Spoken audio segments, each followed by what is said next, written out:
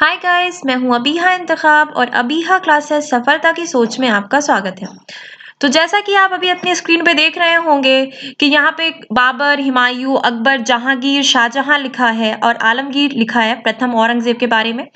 तो जैसा कि आप यहाँ पे अच्छे से देख रहे होंगे कि यहाँ पे सीधी सी बात है, मुगल काल की बात होगी तो मैं मुगल काल यहाँ पे पूरा का पूरा समाप्त करवाऊंगी। तो इसलिए देखिए एक एक अगर हम शासक की बात करेंगे तो काफी टाइम लगेगा, तो एक साथ मैं कवर नहीं करवा सकती और वीडियो भी बहुत ज्यादा लंबा हो जाएगा और डिटेल में आपको समझ में भी कुछ नहीं आएगा और सब मिक्स हो जाएगा।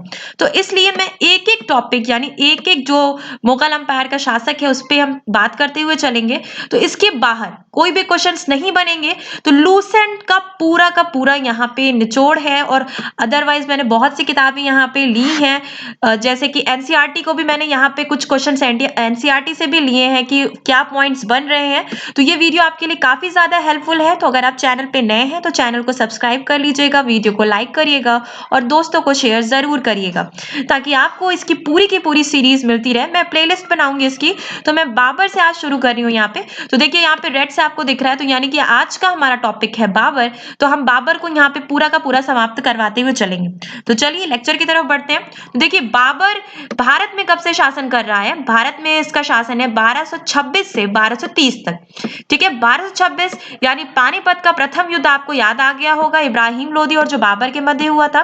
और 1230 में इसकी मृत्यु हो जाती है और इसके बाद कौन बनता है? इन सारे सवालों के जवाब हम अभी जानेंगे। तो देखिए ये इमेज आपको बाबर की दिख रही है। ये इमेज कब की है? 17वीं शताब्दी की शुरुआत में बाबर का ये आदर्श चित्र है।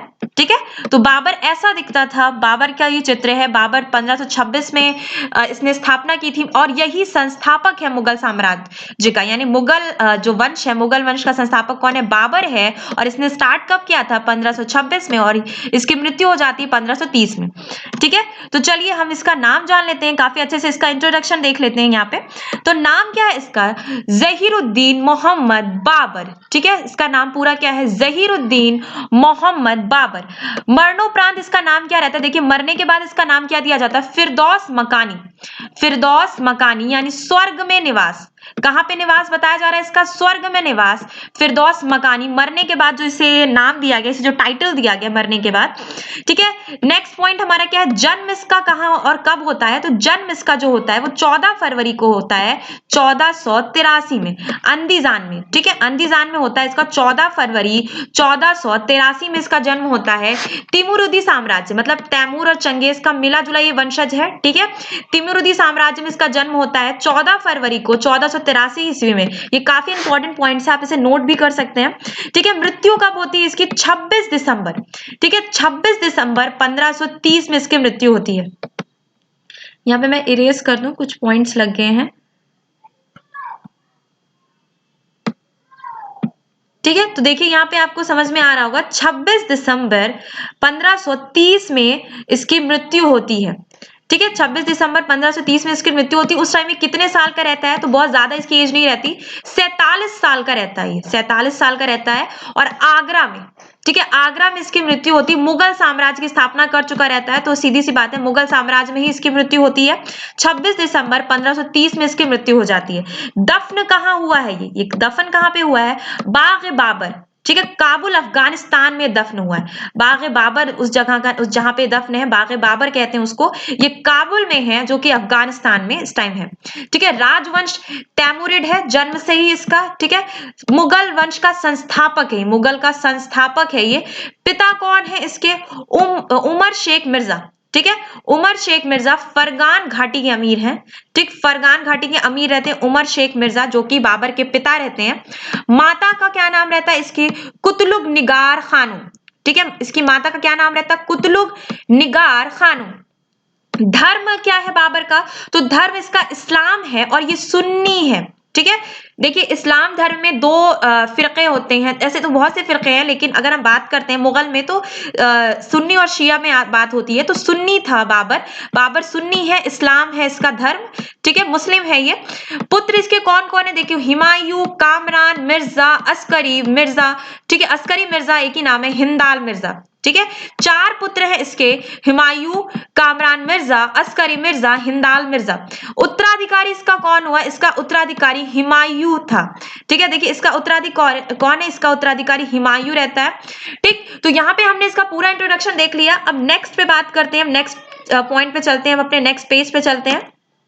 देखिए यहाँ पे फर्स्ट पॉइंट मेरा क्या है, बाबर ने 1507 में बादशाह की उपाधि धारण की, जिसे अब तक किसी तैमूर शासक ने धारण नहीं किया था। ठीक है, बादशाह की उपाधि किसने धारण की थी, बाबर ने धारण की थी, 1507 में की थी। इसके पहले किसी भी तैमूर शासक ने यह उपाधि धारण नहीं की थी। बाबर ने भारत पर 5 बार आक्रमण किया था। ठीक है, बाबर ने भारत पर कितनी बार आक्रमण किया था, 5 बार आक्रमण किया था। बाबर का भारत के विरुद्ध किया गया प्रथम अभियान 1519 में, देखिए सफलता 1526 में मिलती है, जब ये पानीपत का प्रथम युद्ध लड़ता है इब्राहिम लोदी के साथ। लेकिन ये कोशिश बहुत पहले से करता रहता है। 1519 में इसने पहली कोशिश की थी, प्रथम अभियान जो चलाया था। ठीक है, यूसुफ जाई जाति के खिलाफ चलाया था ये अभियान, यूसुफ जाई जाति के विरुद्ध चलाया गया था। इस अभियान में बाबर ने बाजौर और भेरा को अपने अधिकार में कर लिया था। ठीक है, कुछ छोटे से क्षेत्रों को इसने जीत लिया था, बाजौर और भेरा को इसने जीत लिया था। तो बाबर ने 5 बार भारत पर अटैक किया है, 5 बार टोटल भारत पर अटैक किया है। सबसे पहला इसका अटैक 1519 में होता है, किंतु इसे सफलता और गद्दी जिसे आप शासन के रूप में देख सकते हैं कब मिलती है, 1526 में, जो पानीपत का प्रथम युद्ध होता है। देखिए हम बाबर के सारे युद्धों पे बात करेंगे, सारे युद्धों की चर्चा करेंगे। देखिए पानीपत का प्रथम युद्ध आ गया। पानीपत के प्रथम युद्ध में बाबर ने पहली बार, ठीक है, तुगलमा युद्ध नीति एवं तोप खाने का प्रयोग किया था। देखिए तोप खाने का प्रथम प्रयोग बाबर द्वारा ही किया गया था। उस्ताद अली एवं मुस्तफा बाबर के 2 प्रसिद्ध निशानेबाज थे, जिसने पानीपत के प्रथम युद्ध में भाग लिया था। ठीक है, तो यहाँ पे हमने बात कर ली पानीपत का प्रथम युद्ध जो 1526 ईस्वी में होता है, इब्राहिम लोदी और बाबर के बीच होता है। ठीक, इस पे देखिए मैंने पूरी शीट बनाई है। बाबर ने प्रथम जो इंपॉर्टेंट उसके वॉर है, महत्वपूर्ण युद्ध है, उस पे मैंने पूरी शीट बनाई है, उस पे हम चलते हैं आगे। तो यहाँ पे आप घबराइएगा बिल्कुल भी नहीं। तो चलिए देखिए यहाँ पे आपको समझ में आ गया, पानीपत के प्रथम युद्ध में बाबर ने पहली बार तुगलमा युद्ध नीति, देखिए क्वेश्चंस बन रहे थे एग्जाम्स में, इसलिए मैंने यहाँ से इस पॉइंट को जोड़ा है कि तुगलमा युद्ध नीति पानीपत के प्रथम युद्ध में बाबर द्वारा पहली बार अपनाई गई थी, और तोप खाने का प्रयोग भी बाबर द्वारा किया गया था। ठीक है, देखिए यहाँ पे हम उसी पेज पे आ गए जिसकी मैं बात कर रही थी। बाबर द्वारा लड़े गए प्रमुख युद्ध, ठीक है, बाबर द्वारा लड़े गए प्रमुख युद्ध कौन से, पानीपत का प्रथम युद्ध, खानवा का युद्ध जो है, और चंदेरी का युद्ध और घाघरा का युद्ध, ये 4 युद्ध जो बाबर ने लड़े और भारत में अपनी स्थिति मजबूत की है। ठीक है, देखिए पानीपत का प्रथम युद्ध किस वर्ष लड़ा जाता है, 1526, 11 अप्रैल 1526, जो मुगल साम्राज्य की स्थापना कर देता है भारत में। इब्राहिम लोदी और बाबर के मध्य ये युद्ध होता है, और परिणाम क्या होता है, बाबर विजयी रहता है। ठीक है, दूसरा युद्ध कब होता है, खानवा का युद्ध जो होता है। देखिए पानीपत का प्रथम युद्ध है, पानीपत के टोटल 3 युद्ध हुए। पानीपत का द्वितीय युद्ध जो होता है वो अकबर और हेमू के बीच में होता है, और तृतीय युद्ध मराठा और अहमद शाह अब्दाली के बीच में होता है। तो ये पानीपत एक जगह रहती है, उस जगह पे युद्ध होता है पानीपत के मैदान में, इस कारण इसे पानीपत युद्ध नाम से भी जाना जाता है। तो पानीपत में टोटल 3 युद्ध होते हैं। पहला युद्ध जो होता है प्रथम युद्ध, वो इब्राहिम लोदी और बाबर के मध्य होता है, 1526 में होता है, 21 अप्रैल को। ठीक है, बाबर विजयी रहता है। खानवा का युद्ध ये 17 मार्च 1527 में होता है। देखिए इस 1 साल का बस गैप रहता है। ठीक है, 1527 में फिर एक युद्ध होता है, खानवा का युद्ध। ये राणा सांगा एवं बाबर के बीच में होता है। किसके मध्य होता है, राणा सांगा एवं बाबर के मध्य होता है, और इसमें भी बाबर विजयी रहता है। ठीक है, बाबर विजयी रहता है। और चंदेरी का युद्ध, ठीक है, चंदेरी का युद्ध ये कब होता है, 29 जनवरी 1528 ईस्वी में होता है। 29 जनवरी 1528 में होता है। मेदिनी रॉय एवं बाबर के बीच होता है, मेदिनी रॉय और बाबर के बीच होता है, जिसमें बाबर विजयी रहता है। ठीक है, बाबर इसमें भी विजयी रहता है, जीत की हैट्रिक इसकी कंप्लीट हो चुकी रहती है। फिर चौथा युद्ध जो सबसे महत्वपूर्ण युद्ध है, घाघरा का युद्ध, ये 6 मई, ठीक है, 6 मई 1529 ईस्वी को अफगानों एवं बाबर के बीच होता है, और इसमें भी बाबर विजयी रहता है। ठीक है, इस युद्ध में भी बाबर विजयी रहता है। तो चारों युद्धों में जो प्रमुख युद्ध रहते हैं भारत में बाबर द्वारा किए गए, पानीपत का प्रथम युद्ध, खानवा का युद्ध, चंदेरी का युद्ध और घाघरा का युद्ध, इन चारों युद्धों में बाबर विजयी रहता है। तो ये पॉइंट्स आपको काफी अच्छे से चारों के चारों युद्ध याद रखने हैं, क्योंकि इनसे क्वेश्चंस बनते हैं। चलिए नेक्स्ट हम पेज पे चलते हैं। इब्राहिम लोदी मध्यकाल का प्रथम शासक रहता है जो युद्ध में मारा जाता है। ठीक है, इब्राहिम लोदी कौन रहता है? मध्यकाल का प्रथम शासक रहता है जो युद्ध स्थल में मारा जाता है। युद्ध स्थल यानी रणभूमि में ही मारा जाता है जहां पे युद्ध होता है। इब्राहिम लोदी और बाबर के मध्य मैंने बताया अभी आपको कि पानीपत का प्रथम युद्ध होता है, तो इसी युद्ध में इब्राहिम लोदी क्या होता है? इब्राहिम लोदी युद्ध स्थल में ही मर जाता है, मारा जाता है। ठीक है, सेकंड पॉइंट क्या है? बाबर को अपनी उदारता के लिए कलंदर की उपाधि दी गई थी। उदारता मतलब काफी उदार स्वभाव का व्यक्ति था, जिसे आप बोल सकते हैं कि बहुत जल्दी लोगों की मदद कर दिया करता था। कलंदर की उपाधि इसको दी गई थी बाबर को, काफी उदार स्वभाव का व्यक्ति था। खानवा युद्ध में बाबर ने राणा सांगा के खिलाफ जिहाद का नारा दिया था और युद्ध में विजय के बाद गाजी की उपाधि धारण की थी। ये क्वेश्चन कई बार बने हैं कि गाजी की उपाधि किस युद्ध में बाबर ने धारण की थी? तो खानवा के युद्ध में धारण की थी। ठीक है, राणा सांगा के खिलाफ जो युद्ध हुआ था खानवा का युद्ध, इसमें गाजी की उपाधि बाबर ने धारण की थी इस युद्ध में जब वो विजयी रहा था। तो ठीक है, अब नेक्स्ट पॉइंट हमारा क्या है? 30 जनवरी 1528 को जहर देने के कारण राणा सांगा की मृत्यु हो गई थी। कब मृत्यु हो गई थी? 1528 में राणा सांगा की मृत्यु हो जाती है, 30 जनवरी। ठीक है, करीब 47 वर्ष की आयु में 26 दिसंबर 1530 को आगरा में बाबर की मृत्यु हो जाती है। बाबर की मृत्यु कब होती है? 47 वर्ष की अवस्था में, जो मैंने इंट्रो में ही आपको बता दिया था जब मैं बाबर का इंट्रो पढ़ा रही थी आपको।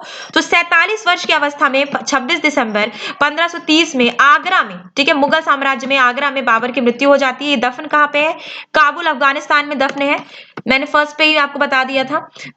प्रारंभ में बाबर के शव को आगरा के आराम बाग में दफनाया गया था, बाद में काबुल में उसके द्वारा चुने गए स्थान पर दफनाया गया था। देखिए, इसने पहले से अपना मृत्यु स्थान चुन लिया था कि कहां पे इसको दफन किया जाएगा, कहां पे इसके शव को दफनाया जाएगा। तो उसने उस स्थान को चुना था, काबुल में इसको द्वारा चुने गए स्थान पर उसको दफनाया गया। काबुल यानी कि अफगानिस्तान। ठीक है, पहले इसे कहां दफनाया गया था? आगरा के आराम बाग में दफनाया गया था, बाद में इसे काबुल में दफना दिया गया था, अफगानिस्तान में। बाबर ने अपनी आत्मकथा, ये बहुत इंपॉर्टेंट, इससे क्वेश्चंस बनते ही बनते हैं अगर बाबर से क्वेश्चन बन रहा है तो। बाबर ने अपनी आत्मकथा बाबरनामा की तुर्की में रचना की थी। देखिए, किस में रचना की थी? तुर्की में रचना की थी, जिसका अनुवाद बाद में फारसी में अब्दुल रहीम खाने खाना ने किया था। ठीक है, अब्दुल रहीम खाने खाना अकबर के 9 रत्नों में से भी एक थे। ठीक है, अब्दुल रहीम खाने खाना थे, इन्होंने ही फारसी में जो बाबर की आत्मकथा थी बाबरनामा, जो बाबर द्वारा ही लिखी गई थी तुर्की में, उसका फारसी में अनुवाद किया था अब्दुल रहीम खाने खाना ने।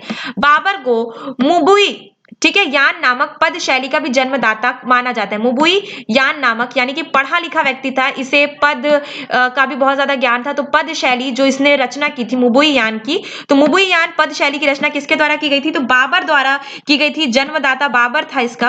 बाबर प्रसिद्ध नक्शबंदी सूफी ख्वाजा उबैदुल्ला एहरार का अनुयायी था। ये क्वेश्चन भी, ये पॉइंट भी बहुत इंपॉर्टेंट है आपके लिए, से क्वेश्चंस बनते ही बनते हैं।